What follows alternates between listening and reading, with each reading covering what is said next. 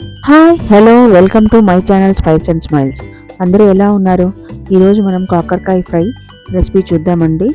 ఇది పప్పులోకి పప్పుచారులోకి సైడ్ డిష్గా చాలా బాగుంటుంది. కాకరకాయ అంటే ఇష్టం లేని వాళ్ళు ఈ విధంగా చేస్తే చాలా ఇష్టంగా తింటారు. ఈ విధంగా ఒకసారి చేసే విధానాన్ని చూద్దాం రండి.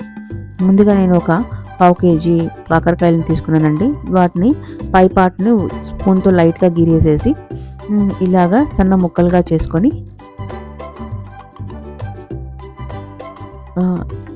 ఉడకబెట్టాలండి ముందుగా. సో దానికోసం అని ఈ ముక్కల్లో కొద్దిగా చింతపండు, అలానే 1 స్పూన్ కర్డ్, అలానే కొద్దిగా వాటర్ పోసేసి స్టవ్ మీద కొద్దిగా ఒక 5 to 10 మినిట్స్ ఉడకనివ్వండి.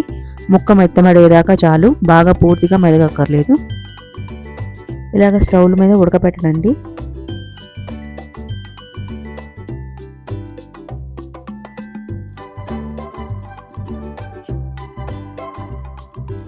ఇలా ఉడకబెట్టడం వల్ల దీనిలో ఉన్న చేదు ఇదంతా పోతుందండి.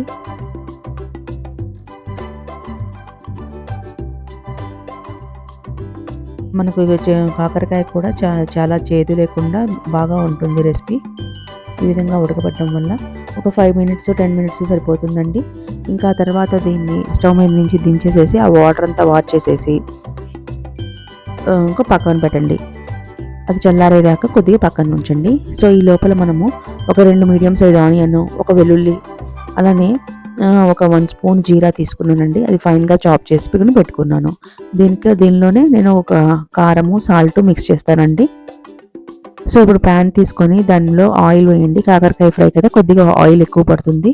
ఒక 3 టేబుల్ స్పూన్స్ ఆయిల్ వేసి ఇప్పుడు మనం ఉడకపెట్టుకున్న కాకరకాయలని ఇలాగ వాటర్ అంతా స్క్వీజ్ చేసేసేయండి. స్క్వీజ్ చేసి ఆయిల్లో ఫ్రై చేయండి. ఒక 5 to 10 మినిట్స్ ఇలా ఆయిల్ చేయడం వల్ల ముక్క బాగా గట్టి పడుతుందండి. మనం ఆనియన్ వేసి వేపిన తర్వాత కూడా ముక్క మెత్తబడిపోకుండా, గుజ్జులాగా అవ్వకుండా ముక్క గట్టిగా ఉంటుంది. సో దీనికోసమని ఒక 5 to 10 మినిట్స్ ఆయిల్లో ఫ్రై చేయాలి.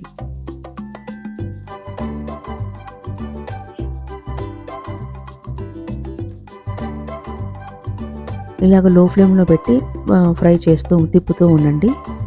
అడుగంటకుండా లో ఫ్లేమ్లో పెట్టి మధ్యలో తిప్పుతూ ఉంటే ఇలా లైట్గా రోస్ట్ అవుతూ ఉంటాయి.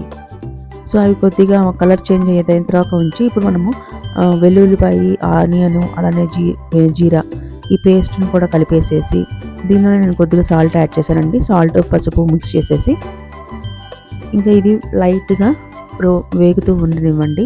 ఇది ఒక 15 మినిట్స్ దాకా టైం పడుతుందండి. ఇలానే లో ఫ్లేమ్లో పెట్టి తిప్పుతూ ఉండాలి.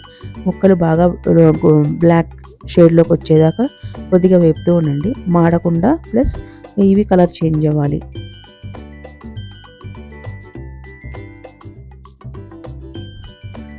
ఇలాగ లో ఫ్లేమ్లో పెట్టి ఇలా బాగా వేగిన తర్వాత ఒక 2 స్పూన్స్ ధనియాల పొడి వేయండి. వేసి ఒక 2 మినిట్స్ వేగనివ్వండి. అలానే ఒక 2 స్పూన్స్ కారము,